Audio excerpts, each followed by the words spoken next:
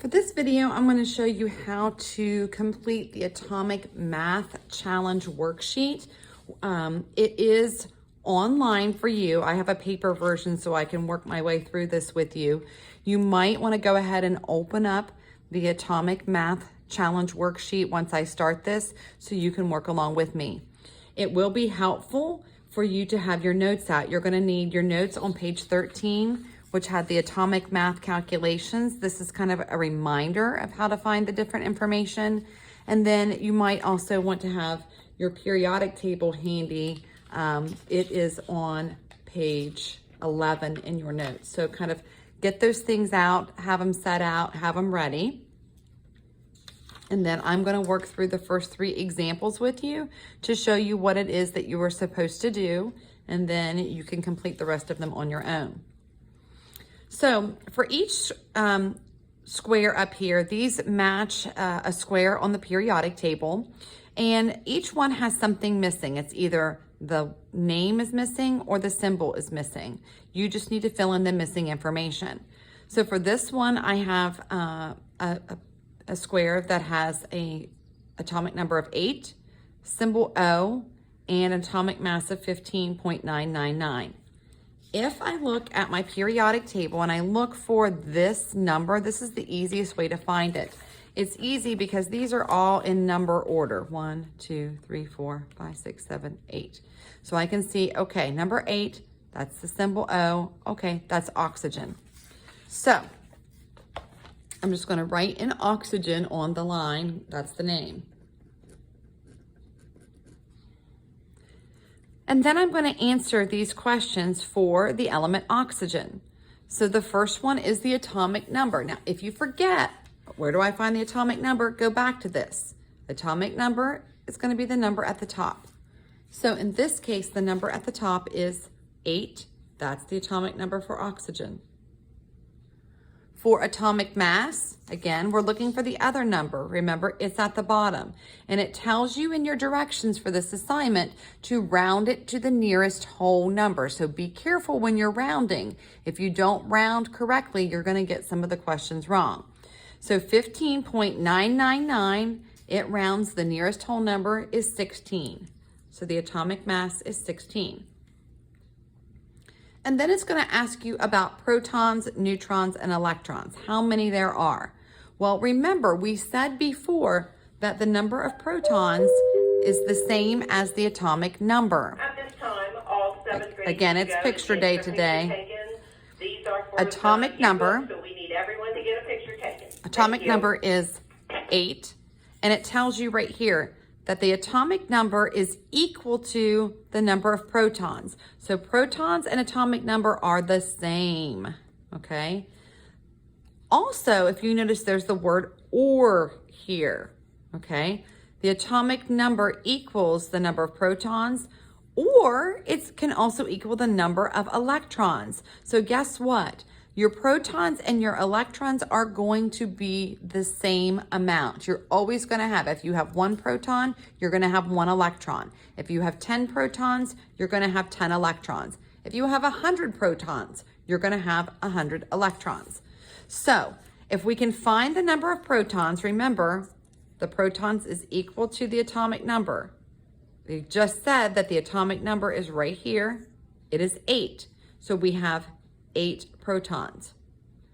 Now, down here, we just said protons and electrons are exactly the same. So what I would do is I would go ahead and say, well, if I have 8 protons, then it's the same as the number of electrons. I've got to have 8 electrons.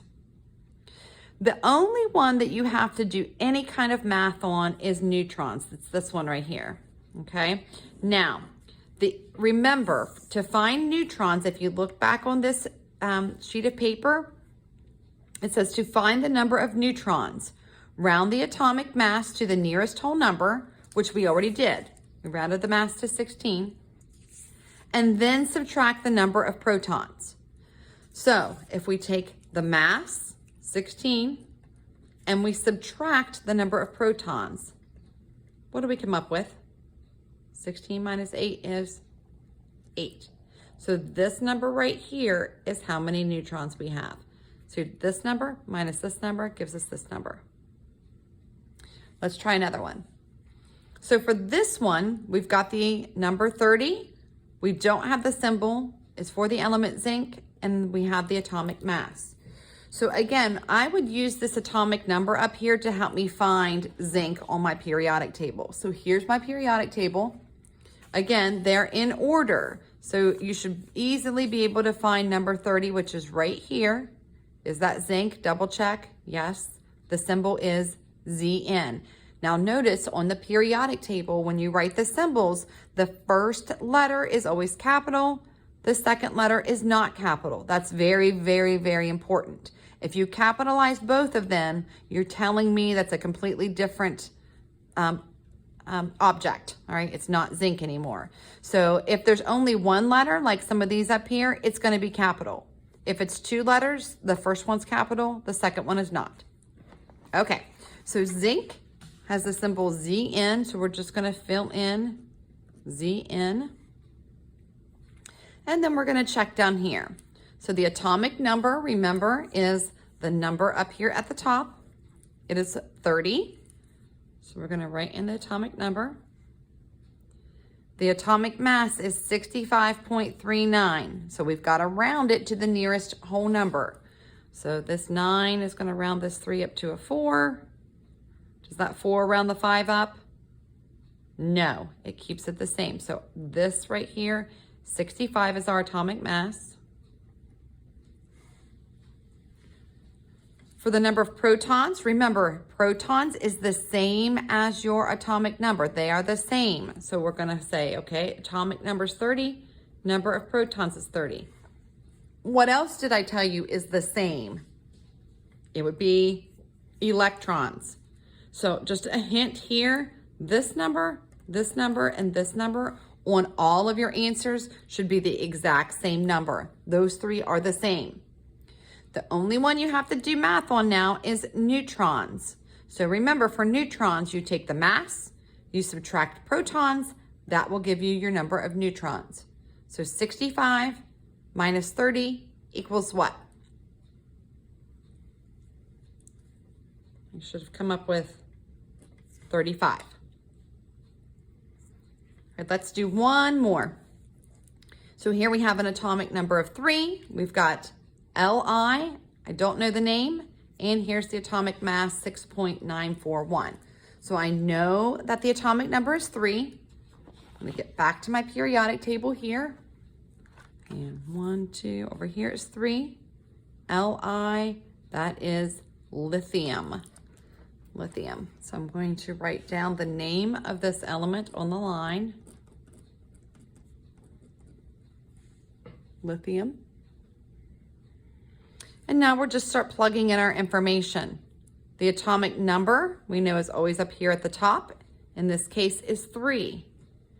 Remember, I told you atomic number, number of protons, and number of electrons, these are all going to be the same number. So go ahead and just plug in 3, 3, 3. That makes it easy. So then we look at our atomic mass, and we're going to round it to the nearest whole number. 6.941. Is that going to round up to a 7 or stay a 6? You should say it's going to round to 7. And then to find the number of neutrons, again, we're going to subtract the mass minus the protons equals the neutrons. 7 minus 3 equals 4. So I want you to complete the rest of the assignment on your own. Make sure that you submit it when you are finished.